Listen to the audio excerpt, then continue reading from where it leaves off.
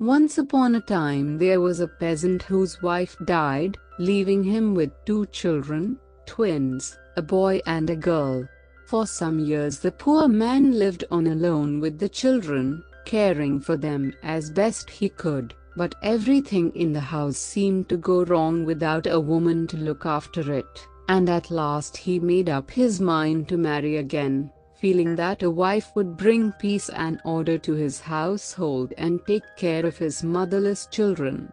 So he married, and in the following years several children were born to him, but peace and order did not come to the household.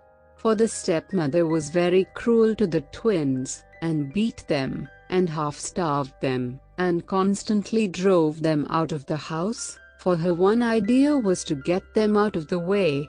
All day she thought of nothing but how she should get rid of them, and at last an evil idea came into her head, and she determined to send them out into the great gloomy wood where a wicked witch lived. And so one morning she spoke to them, saying, "You have been such good children that I am going to send you to visit my granny, who lives in a dear little hut in the wood. You will have to wait upon her and serve her, but you will be well rewarded, for she will give you the best of everything." So the children left the house together, and the little sister, who was very wise for her years, said to the brother, "We will first go and see our own dear grandmother, and tell her where our stepmother is sending us." And when the grandmother heard where they were going, she cried and said, "You poor motherless children! How I pity you, and yet I can do nothing to help you. Your stepmother is not sending you to her granny, but to a wicked witch who lives in that great gloomy wood. Now listen to me, children. You must be civil and kind to everyone, and never say a cross word to anyone, and never touch a crumb belonging to anyone else. Who knows if, after all, help may not be sent to you." And she gave her grandchildren a bottle of milk and a piece of ham and a loaf of bread, and they set out for the great gloomy wood. When they reached it they saw in front of them, in the thickest of the trees, a queer little hut, and when they looked into it, there lay the witch, with her head on the threshold of the door, with one foot in one corner and the other in the other corner, and her knees cocked up, almost touching the ceiling. "Who's there?" she snarled, in an awful voice, when she saw the children. And they answered civilly, though they were so terrified that they hid behind one another, and said, "Good morning, Granny. Our stepmother has sent us to wait upon you, and serve you." "See that you do it well, then," growled the witch. "If I am pleased with you, I'll reward you, but if I am not, I'll put you in a pan and fry you in the oven. That's what I'll do with you, my pretty dears. You have been gently reared, but you'll find my work hard enough. See if you don't." And, so saying, she set the girl down to spin yarn, and she gave the boy a sieve in which to carry water from the well, and she herself went out into the wood. Now, as the girl was sitting at her distaff, weeping bitterly because she could not spin, she heard the sound of hundreds of little feet, and from every hole and corner in the hut mice came pattering along the floor, squeaking and saying, "Little girl, why are your eyes so red? If you want help, then give us some bread." And the girl gave them the bread that her grandmother had given her. Then the mice told her that the witch had a cat, and the cat was very fond of ham. If she would give the cat her ham, it would show her the way out of the wood, and in the meantime they would spin the yarn for her. So the girl set out to look for the cat, and, as she was hunting about, she met her brother, in great trouble because he could not carry water from the well in a sieve, as it came pouring out as fast as he put it in. And as she was trying to comfort him they heard a rustling of wings, and a flight of wrens alighted on the ground beside them. And the wrens said, "Give us some crumbs, then you need not grieve." for you'll find that water will stay in the sieve." Then the twins crumbled their bread on the ground, and the wrens pecked it, and chirruped and chirped. And when they had eaten the last crumb, they told the boy to fill up the holes of the sieve with clay, and then to draw water from the well. So he did what they said, and carried the sieve full of water into the hut without spilling a drop. When they entered the hut, the cat was curled up on the floor. So they stroked her, and fed her with ham, and said to her, "Pussy cat, grey pussy cat, tell us how we are to get away from the witch."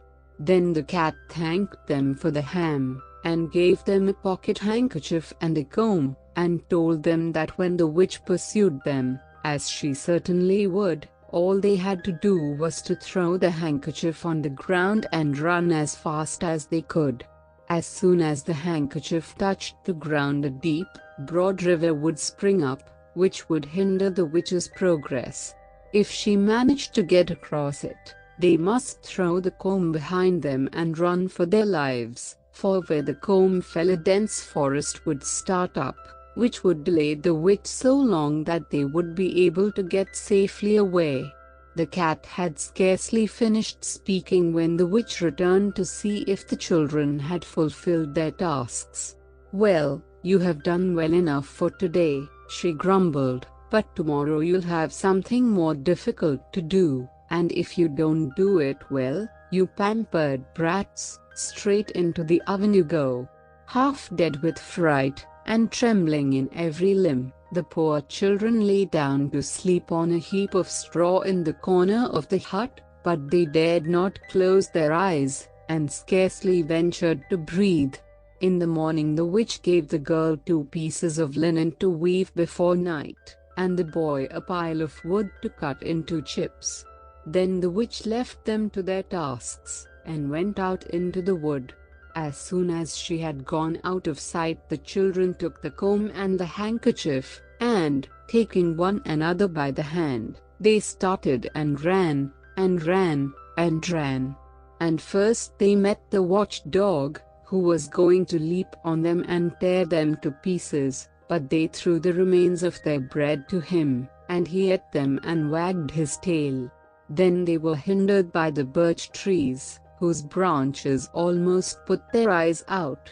But the little sister tied the twigs together with a piece of ribbon, and they got past safely, and, after running through the wood, came out onto the open fields. In the meantime, in the hut the cat was busy weaving the linen and tangling the threads as it wove. And the witch returned to see how the children were getting on, and she crept up to the window, and whispered, "Are you weaving, my little dear?" "Yes, Granny, I am weaving," answered the cat. When the witch saw that the children had escaped her, she was furious, and, hitting the cat with the porringer, she said, "Why did you let the children leave the hut? Why did you not scratch their eyes out?" But the cat curled up its tail and put its back up, and answered, "I have served you all these years and you never even threw me a bone, but the dear children gave me their own piece of ham." Then the witch was furious with the watchdog and with the birch trees, because they had let the children pass. But the dog answered, "I have served you all these years and you never gave me so much as a hard crust, but the dear children gave me their own loaf of bread." And the birch rustled its leaves, and said, "I have served you longer than I can say, and you never tied a bit of twine even round my branches, and the dear children bound them up with their brightest ribbons." So the witch saw there was no help to be got from her old servants, and that the best thing she could do was to mount on her broom and set off in pursuit of the children. And as the children ran, they heard the sound of the broom sweeping the ground close behind them, so instantly they threw the handkerchief down over their shoulder, and in a moment a deep, broad river flowed behind them. When the witch came up to it, it took her a long time before she found a place which she could ford over on her broomstick, but at last she got across, and continued the chase faster than before. and as the children ran they heard a sound, and the little sister put her ear to the ground, and heard the broom sweeping the earth close behind them. So, quick as thought, she threw the comb down on the ground, and in an instant, as the cat had said, a dense forest sprung up, in which the roots and branches were so closely intertwined that it was impossible to force a way through it. So when the witch came up to it on her broom, she found that there was nothing for it but to turn round and go back to her hut. But the twins ran straight on till they reached their own home. Then they told their father all that they had suffered, and he was so angry with their stepmother that he drove her out of the house, and never let her return. But he and the children lived happily together, and he took care of them himself.